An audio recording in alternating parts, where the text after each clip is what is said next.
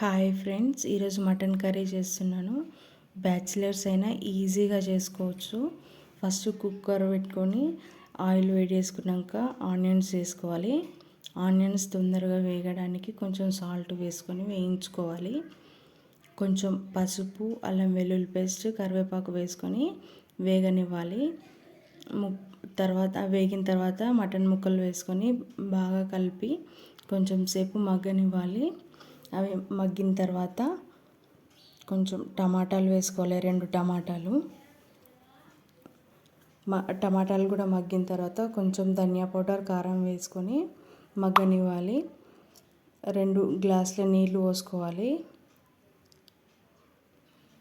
నీళ్ళు పోసుకున్న తర్వాత విజిల్స్కి పెట్టుకోవాలి. ఒక 5-6 విజిల్ వచ్చే వరకు ఉంచుకొని దింపేసుకోవాలి.